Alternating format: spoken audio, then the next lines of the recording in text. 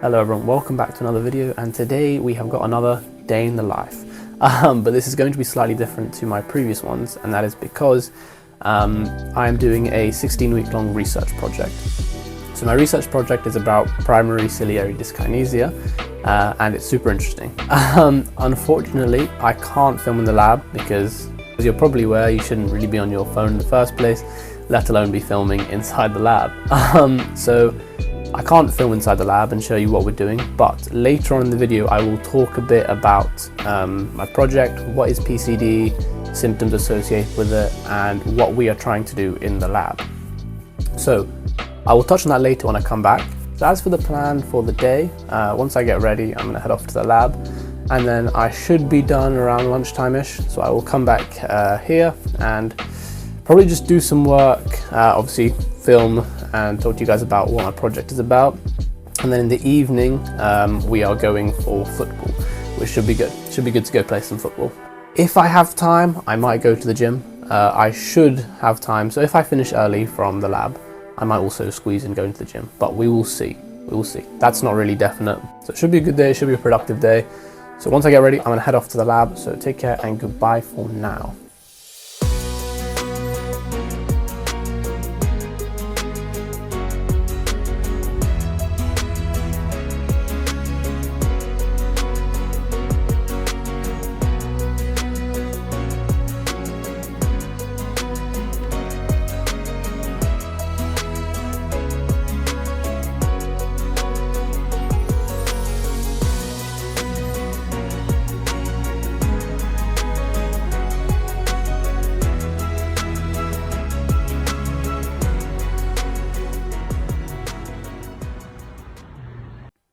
Okay, so I am back.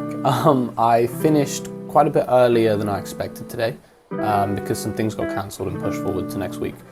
So I'm back at my place now, and I thought it would be a good opportunity to talk a bit about my actual project and what it's about, the kind of stuff I'm doing and all of that.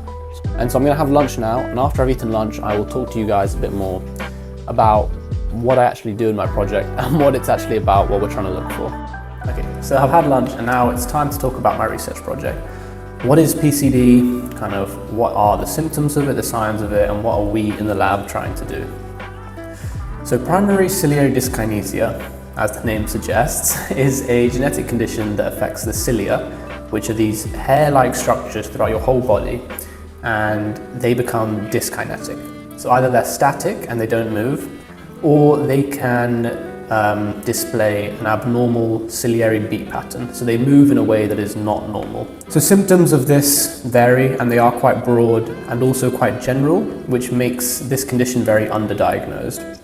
So I think the prevalence is around 1 in 10,000 in the UK, but the diagnosis is not very good, and therefore realistically the prevalence is probably quite a bit higher than 1 in 10,000. So like I said, symptoms vary. The cilia are predominantly in your respiratory tract, and so the role of the cilia there are to waft mucus out of your airways. If they don't move, or they don't move properly, what can happen is you get build-ups of mucus, and therefore bacteria are able to colonize your airways, and you can get recurrent respiratory infections, both upper and lower respiratory infections. Also, cilia are in other places, so infertility is a problem, especially in males, because the sperm tail is similar in structure to cilia, so males have infertility. Another place you find cilia is in your ear, so middle ear infections are common as well. And also a big kind of giveaway that a patient might have PCD is that they have situs inversus. So 50% of patients with PCD will have situs inversus, and what this means is that the organs in their body will be on the opposite side. So you might have your heart on the right side, your liver on the left, etc., etc.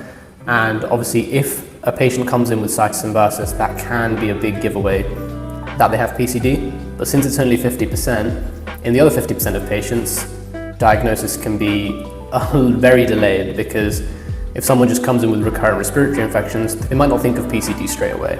So there are lots of different gene mutations that cause PCD. A common one is DNAH5, and it causes a ultrastructural defect. And so DNAH5 is the one that I'm interested in with my research project. And so what we're doing is we're taking a cell line, so we're going to culture them and grow them, And then we're going to use CRISPR-Cas9, which is a gene editing tool, to take out the DNAH5 gene. Now the reason we're doing that is to see if we can replicate the subtype of PCD that is caused by DNAH5 mutations, and then have an immortalized kind of cell line that mimics PCD. And that would be really useful, because then if you have a cell line that acts the same way as PCD does, then obviously you can do lots of different tests on it. You can try and find new therapeutics and new kind of medications that might be able to alleviate the issues with PCD, might be able to resolve the PCD. And so it's very useful to be able to have that for research. And so yeah, I hope that all makes sense. I know it might be a bit confusing, but hopefully you've got the general kind of gist of the research project. But it's super interesting and I'm really enjoying it, and that's why I said earlier, if you do have the opportunity to get involved with research, go for it. And especially, if there's something you're interested in, it will make it so much more valuable, and it'll be a much better use of your time, because you'll really, you'll want to be researching and you'll want to go in and you'll enjoy the whole process a lot more. It is really cool to just learn about something in a lot of detail which you wouldn't normally do on your medicine course. I would not have learned about PCD in the level of detail that I have at all just going through medicine. So being able to learn about it, really read about it, understand it, and then actually get in the lab, do these different tests, use all these cool different diagnostic tools, it's an experience like no other. And who knows, if I didn't do this project, would I have had the experience later on, later down the line, to do a research project like this, go in the lab? Who knows? And that's why I'm really glad I did it, and it's going really well so far. But enough of that. The plan is now I have to read a few research papers, so I will get to that, and then I've got to do a bit more writing for my literature review, and then later on we are going to go play football with some of the guys. That should be really good fun. I'm looking forward to it. It's important to have balance. Doing lots of work is obviously good, it's productive, but you need to have downtime, fun time to have a well-balanced life, not get burnt out, not get tired. But make sure you have balance and go do some fun activities, go get active and enjoy it. So I'll see you in a bit. Right now I'm going to go read some journal papers.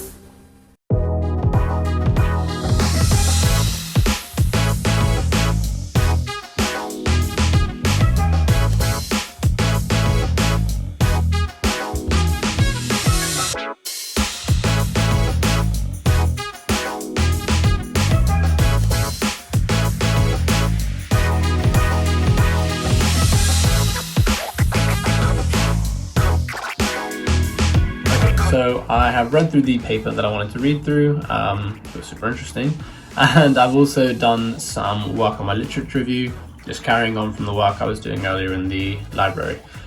Just trying to get my first draft kind of finished and sorted. So all of that is done. So I've done most of the work that I wanted to do today. I've done all the work I wanted to do today. And so obviously I've got football in a few hours.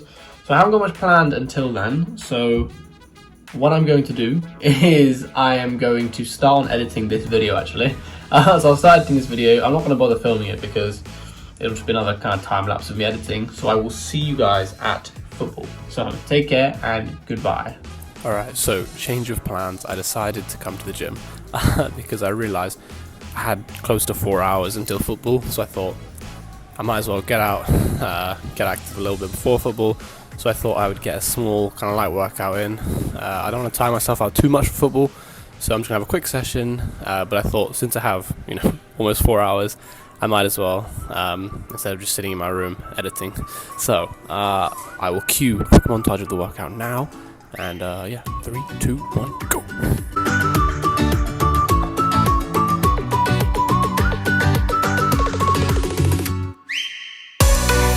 Alright, we've loaded up 120 now. Just gonna see how it feels, try and get a few reps in, and then move on to the next exercise. So let's go.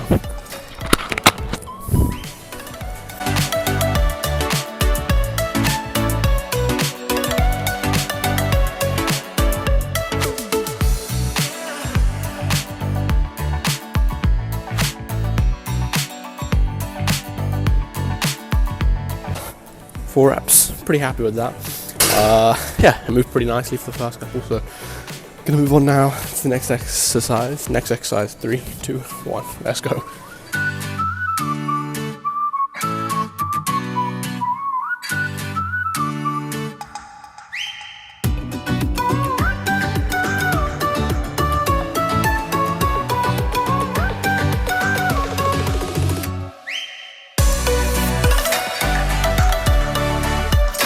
Alright, I finished up in the gym, so I'm now gonna head back, shower, have food, and then head to football. So like I said, I'm gonna get ready for football now.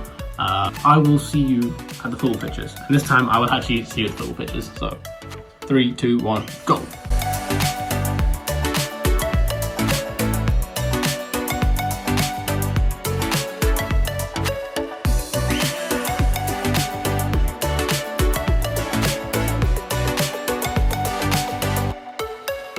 Alright, I'm back in my room after football. It's quite late, it's close to 11:30 right now.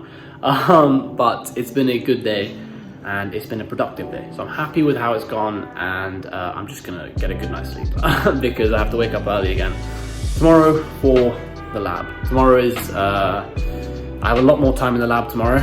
I think it's meant to be quite a busy day, so looking forward to it. It should be good.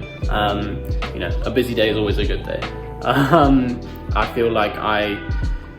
feel like the days where I have the most going on, where I'm doing the most stuff, they're the most enjoyable. You know, I don't like to be just sat waiting around for the next thing to do. So looking forward to tomorrow, and I hope you guys have enjoyed this video. I know I have. I enjoy filming med school vlogs. I don't know why.